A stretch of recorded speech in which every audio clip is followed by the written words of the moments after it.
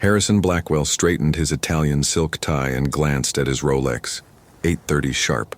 The morning sun streamed through the floor-to-ceiling windows of his Greenwich office, casting golden light across the mahogany desk that had cost more than most people's cars. At 55, Harrison had perfected the art of selling dreams to those who could afford them. The walls around him told his story better than any biography. Framed certificates celebrated million-dollar sales, each one a testament to his position among Connecticut's elite real estate agents. A photograph showed him shaking hands with a tech billionaire beside a waterfront mansion. Another captured him at last year's charity gala, surrounded by Greenwich's old money families. Harrison adjusted his cufflinks and reviewed the morning's schedule. The Whitmore Mansion sat at the top of his listings. $8 million of colonial American history that had been gathering dust on the market for 6 months.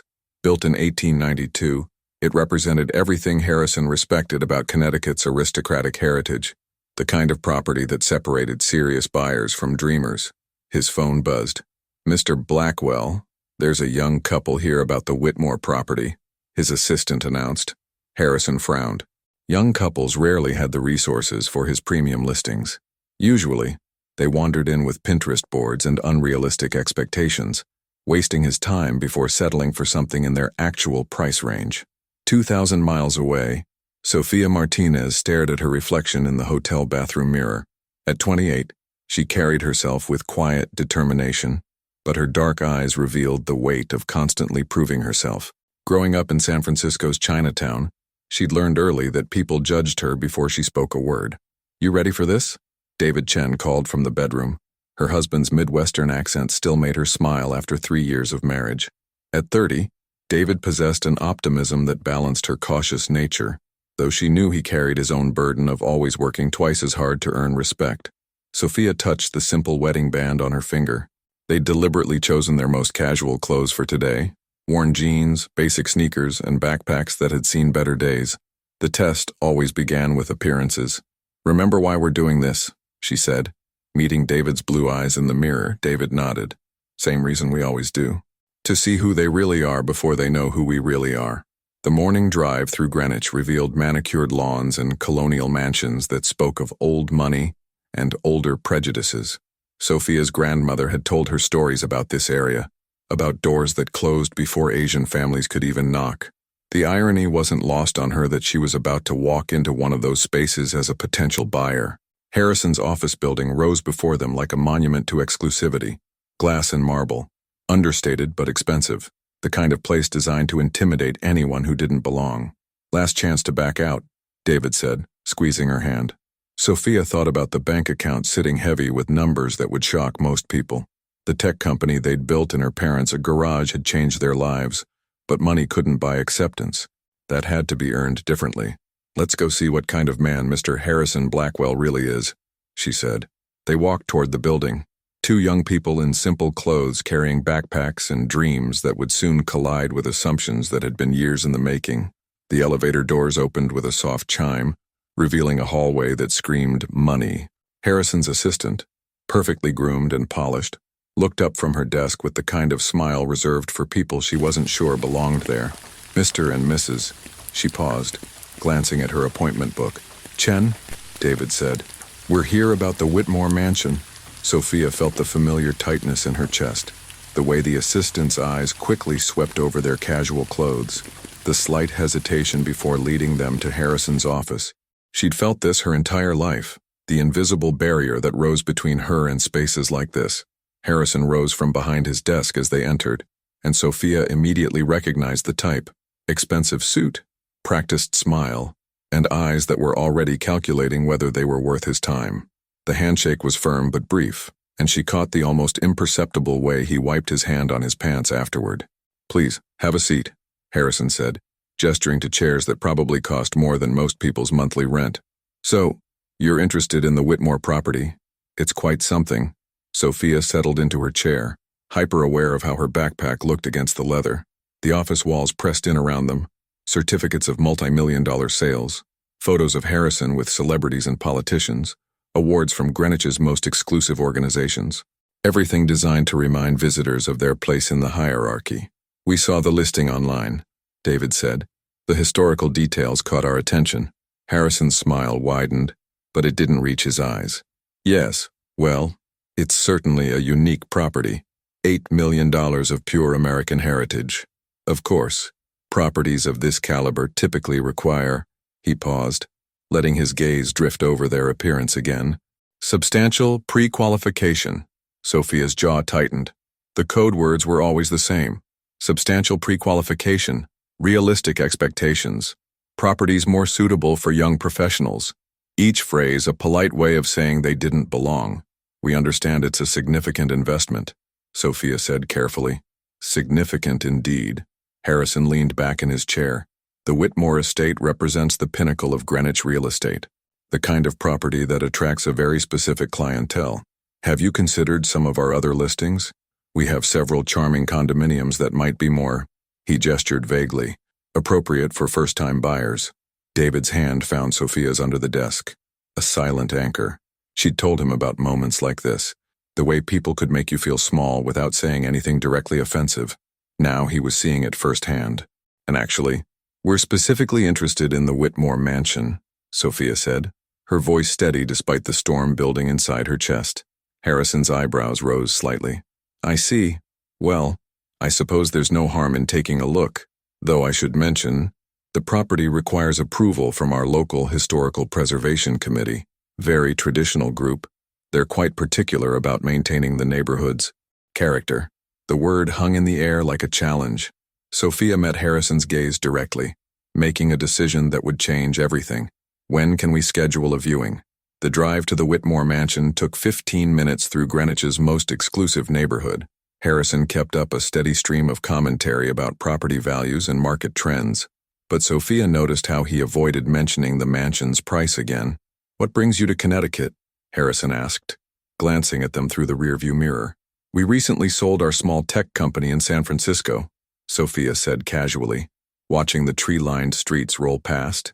Figured it was time for a change of scenery. Harrison nodded absently, already dismissing the information.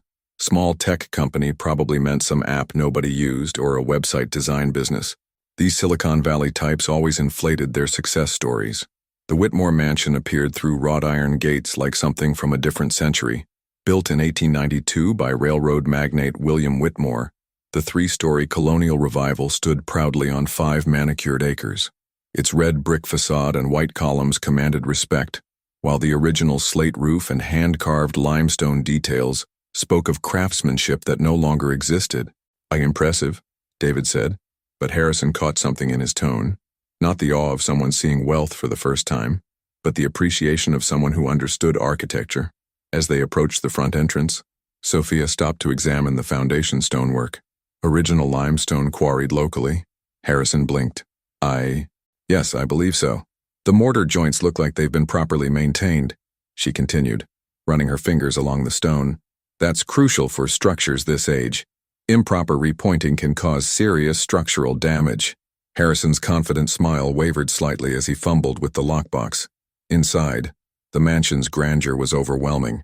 15-foot ceilings soared above hand-carved crown molding, while original hardwood floors gleamed under crystal chandeliers. The formal staircase curved elegantly to the second floor, its mahogany banister worn smooth by generations of wealthy hands. Sophia stood in the foyer, feeling the weight of American aristocratic history pressing down on her. How many decisions that shaped this country had been made in rooms like this? How many people who looked like her had been deliberately excluded from spaces like this?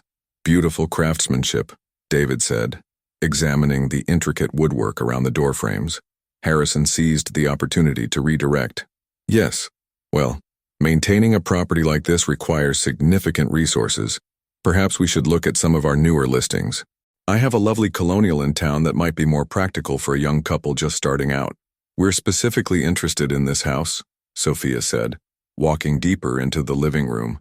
Harrison's smile tightened.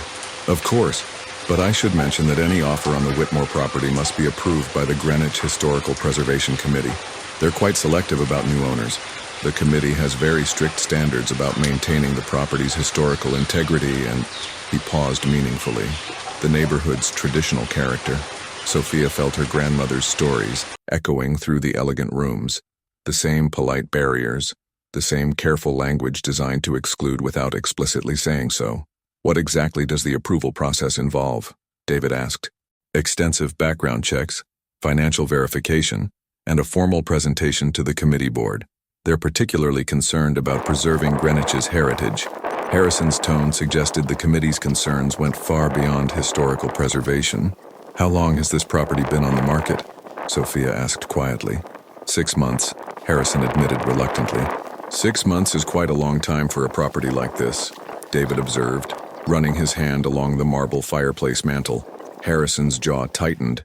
Quality properties take time to find the right buyer, someone who truly appreciates what they're acquiring. Sophia's phone buzzed, and she glanced at the caller ID. I need to take this, she said, stepping toward the windows overlooking the mansion's gardens. She answered in rapid Mandarin, her voice taking on a businesslike tone that Harrison had never heard from her. The conversation flowed with technical precision, numbers, percentages, investment terms that seemed far too sophisticated for someone browsing properties beyond their means. Actually, we're hoping to move quickly on this, David said while Sophia continued her call. We have other investment commitments that need resolution within the next few weeks. Harrison's expression hardened. Classic amateur pressure tactics. These young couples always tried to create false urgency, thinking it would somehow force sellers to negotiate, as if the Whitmore estate was some suburban starter home they could lowball. I see, Harrison said coldly. Well, I'm afraid luxury real estate doesn't operate on artificial timelines. Properties of this caliber require patience and proper financial preparation. Sophia finished her call and rejoined them, slipping the phone into her pocket. Something in Harrison's peripheral vision nagged at him.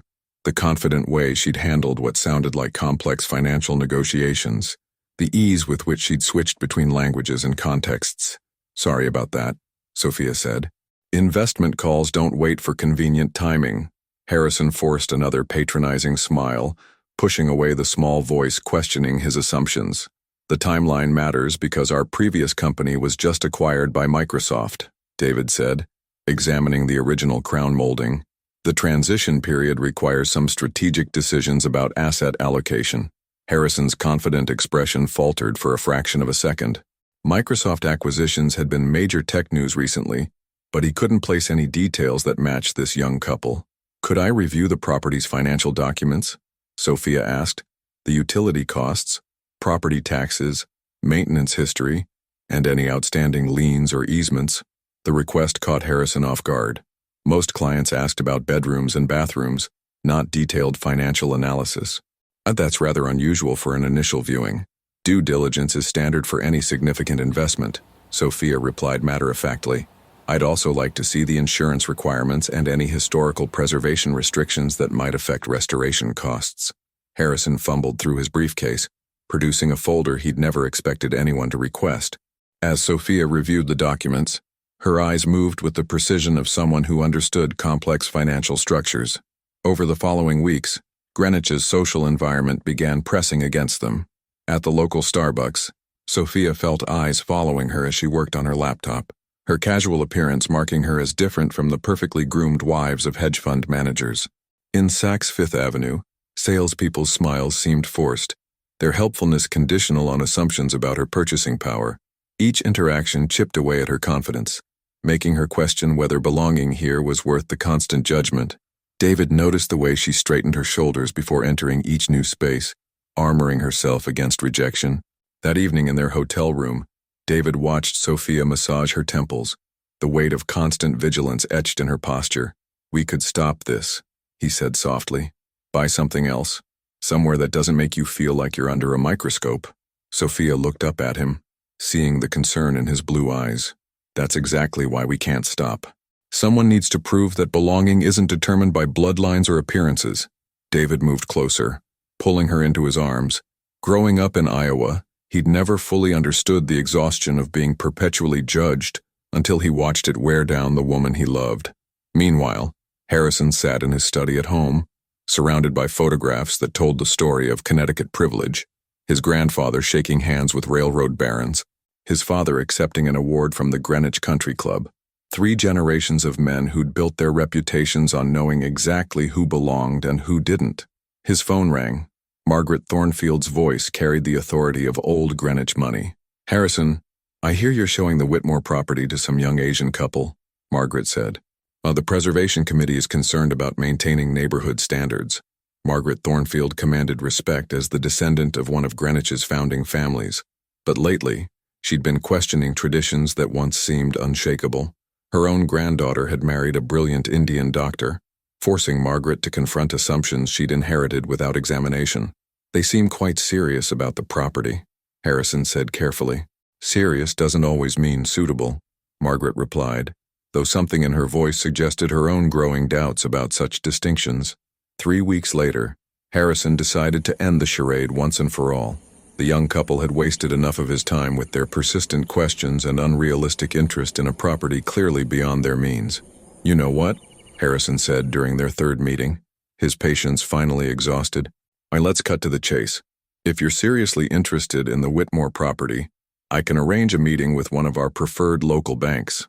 They're quite good with young professionals who need financing assistance. He leaned back in his leather chair, confident this would finally force them to admit their limitations and consider something more appropriate. Sophia exchanged a glance with David before responding with perfect calm. That won't be necessary. We'll be paying cash. Harrison's laugh erupted before he could stop it. Cash. The word came out as a snort of disbelief. You realize we're talking about $8 million, not 800,000. The office fell silent, except for the ticking of Harrison's antique grandfather clock. Sophia felt the familiar burn of humiliation spreading through her chest, the same feeling she'd experienced countless times throughout her life. The casual dismissal, the assumption that someone who looked like her couldn't possibly possess real wealth. David's hands clenched into fists under the desk as he watched his wife's face. This moment crystallized everything they'd been testing, Harrison's complete inability to see past his prejudices, even when evidence contradicted his assumptions. $8 million, Sophia repeated quietly, her voice steady, despite the storm building inside her. Sophia felt something crack inside her chest. 28 years of polite dismissals, subtle exclusions, and knowing smiles suddenly converged into this moment of crystalline clarity. You want to know what's really happening here? She said, her voice trembling with contained emotion. From the moment we walked into your office, you decided we didn't belong. Not because of our credit score or our income, but because of how we look. Tears gathered in her eyes, years of pain surfacing despite her efforts to remain composed. Do you know what it's like to have your worth questioned everywhere you go? My parents worked 18-hour days building their business, and landlords still treated them like they were asking for charity. My grandmother told me stories about signs that said no Chinese in windows just like yours.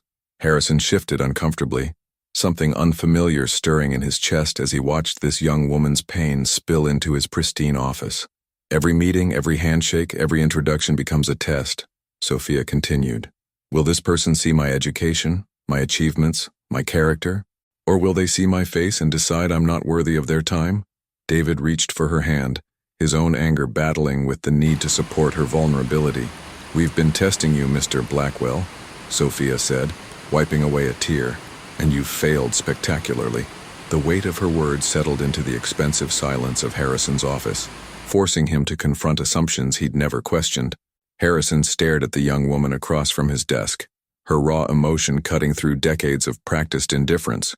For the first time in his career, he felt genuinely uncomfortable with his own behavior. He began, but Sophia was already reaching into her backpack. She pulled out a manila folder and placed it on his desk with deliberate precision. Since you mentioned needing proof of our financial capacity, here's a pre-approved bank transfer authorization for $8 million. The document landed on Harrison's desk like a thunderbolt. His eyes scanned the letterhead, Chase Private Client Services, and the numbers that made his breath catch in his throat. $8 million. Available immediately. No financing required. The silence stretched until only the grandfather clock's ticking filled the space. Harrison's world tilted on its axis as every assumption he'd made crumbled simultaneously. The printer hummed to life as additional banking documentation emerged, each page confirming what Harrison couldn't process. Account balances, investment portfolios, corporate acquisition records, all bearing the names of the young couple he'd dismissed as dreamers. Margaret Thornfield, who had been quietly observing from the corner where she'd arrived for their scheduled meeting, felt her own preconceptions shifting. This poised young woman with tears still glistening on her cheeks commanded the kind of wealth that could transform not just the Whitmore property, but the entire neighborhood's social dynamics. Impossible, Harrison whispered, staring at the documents that proved him spectacularly wrong. David leaned forward, his voice calm but pointed. The small tech company we mentioned, that was CloudSync AI, an artificial intelligence startup we developed in Sophia's parents' garage. Google acquired us for $150 million 2 years ago. Harrison's face went white. CloudSync AI. He remembered reading about that acquisition in the Wall Street Journal. It had been front-page business news, a classic Silicon Valley success story that tech investors had called the deal of the year. We kept a low profile afterward, Sophia added, her composure returning as she watched Harrison's world collapse in real time. Too much attention brings the wrong kind of people. We wanted to see who you really were before you knew who we really are. The magnitude hit Harrison like a physical blow. He hadn't just misjudged clients worth $8 million. He'd revealed his prejudices to people worth $150 million who could destroy his reputation with a single phone call to Greenwich's elite circles. Margaret Thornfield stepped forward, her weathered hands clutching a leather portfolio. Perhaps we should discuss the Preservation Committee's concerns, she said quietly. The committee meeting convened an hour later in the mansion's restored library. 5 board members sat around the original mahogany table, their faces displaying varying degrees of skepticism and curiosity. Margaret presided with the authority of 4 generations of Greenwich lineage. Sophia opened her laptop and connected it to the room's projection system. Our restoration plan respects every aspect of the Whitmore Mansion's historical integrity, she began, her voice steady and professional. The presentation that followed was masterful. Detailed architectural drawings showed how modern security and climate control systems could be integrated without compromising the structure's 1892 character. Sophia discussed period-appropriate materials, specialized craftsmen who worked exclusively on historical properties, and a maintenance budget that exceeded most people's annual salaries. The original slate roof will be restored using Welsh slate from the same quarry that supplied the original materials, David explained, advancing to technical specifications that demonstrated exhaustive research. Board member after board member found their objections evaporating as the couple displayed genuine reverence for the mansion's heritage. This wasn't new money seeking to impose modern tastes on historical architecture.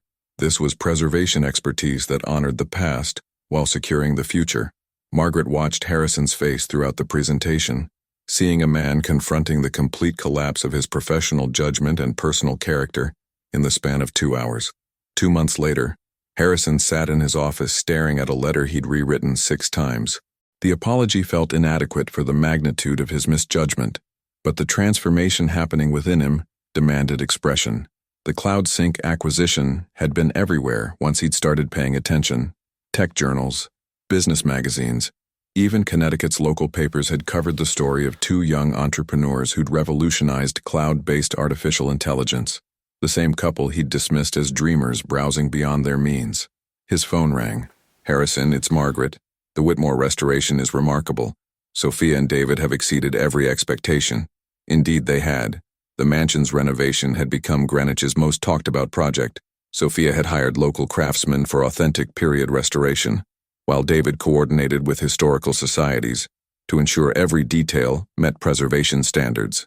Their reverence for the property's heritage had won over even the most traditional committee members, but their impact extended far beyond architecture.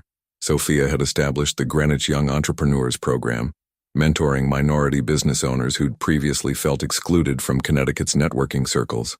David contributed expertise to other historical preservation projects, sharing restoration techniques that honored the past while embracing sustainable future practices. Harrison found himself questioning every assumption he'd built his career upon. How many other clients had he misjudged? How many opportunities had his prejudices cost him? And more importantly, how many people had he hurt with his casual dismissals? The transformation wasn't easy. Decades of learned behavior resisted change, but Harrison discovered that examining his biases led to unexpected growth. He implemented diversity training at his agency, established partnerships with minority business networks, and began measuring success by inclusion rather than exclusion.